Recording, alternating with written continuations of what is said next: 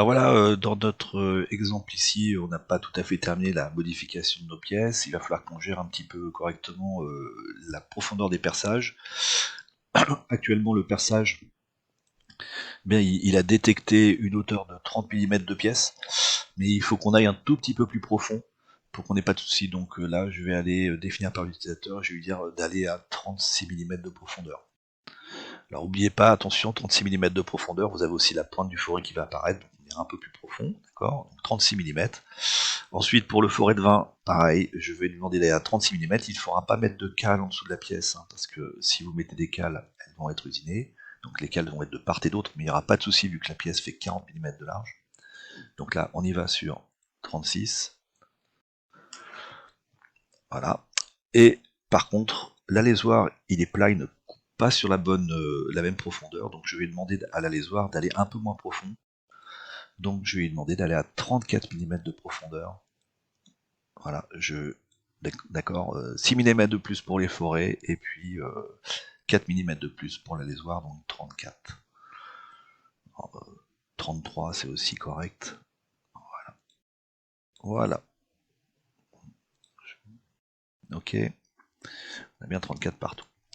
Voilà, donc ça c'est la première modification. Naturellement, vous cliquez sur usiner, vous cliquez sur générer parcours outil. En cliquant sur usiner, il va générer toutes les trajectoires, les anciennes et les nouvelles.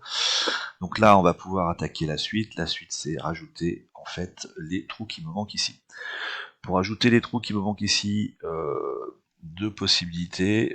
Soit je fais un copier-coller d'un perçage existant, mais il va falloir que je modifie plein de choses. Je vais plutôt partir sur créer une opération. Je vais lui dire que c'est déjà pointé, donc c'est du perçage. L'outil, bah ici ça doit être du M5, donc si c'est du M5, il va falloir que je fasse un perçage de 4,2. Voilà, la méthode c'est une méthode de perçage, je fais OK. Je vais lui spécifier que je veux percer ce trou-là et ce trou-là. Voilà. Hop, je valide. Il va traverser toute la pièce. Attention, mais s'il me fait une erreur, là, c'est bon, il le génère. S'il ne génère pas, c'est parce qu'il fait des contrôles d'outils. Vous verrez ça avec votre enseignant. Je valide. Et une fois que j'ai fait ça, il faut que je fasse un petit peu de taraudage sur la partie supérieure. Donc je vais faire créer une opération. Le taraudage qui me manque, il est ici. Voilà. Je vais choisir le tarot M5. Donc tous ces outils sont déjà montés sur la machine. Voilà.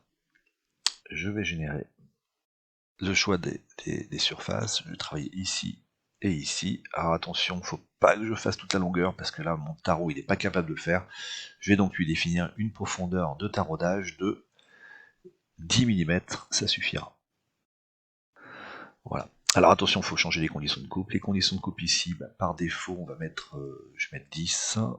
Hop, et il faut mettre le pas ici, donc 0,8. Voilà. Ok. Donc sur le cycle que vous aurez peut-être un modèle de pièce qui sera beaucoup plus complet avec des informations beaucoup plus détaillées. Mais là actuellement, j'avais pas ces deux opérations-là, donc je les rajoute. Voilà. Mais vous, ça sera à vous de voir ce qui se passe. Donc pareil, j'ai oublié d'aller modifier mes conditions de coupe pour le perçage. Le perçage ici c'est 40 pour de l'aluminium. Et ici c'est 4,2 divisé par 80. C'est votre vitesse de coupe. Voilà. Donc globalement, je génère mon ensemble. Voilà, mon programme est fait. Il me fait une erreur. Donc pourquoi? Parce que il a voilà, le taraudage n'est pas validé.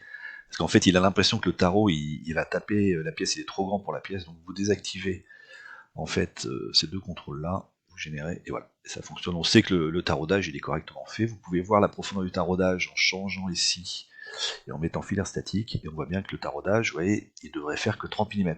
Donc là, il y a une erreur. Je vais aller cliquer ici, et moi je veux uniquement 10 mm de profondeur. Et en fait, ce qui se passe, c'est que la longueur ici, elle n'est pas correctement définie. J'ai dû me tromper de paramètre tout à l'heure. C'est bien 10 mm que je veux. Je fais OK.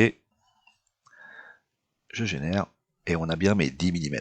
Voilà. Et ça, vous voyez, on ne voit pas si vous êtes en vue 3D. Il faut passer en filaire statique. Quand je suis ici, je ne vois pas la profondeur. Voilà. N'oubliez pas d'enregistrer votre programme. Naturellement, on fait valider le programme et on va vérifier toutes les conditions de coupe avec l'enseignant.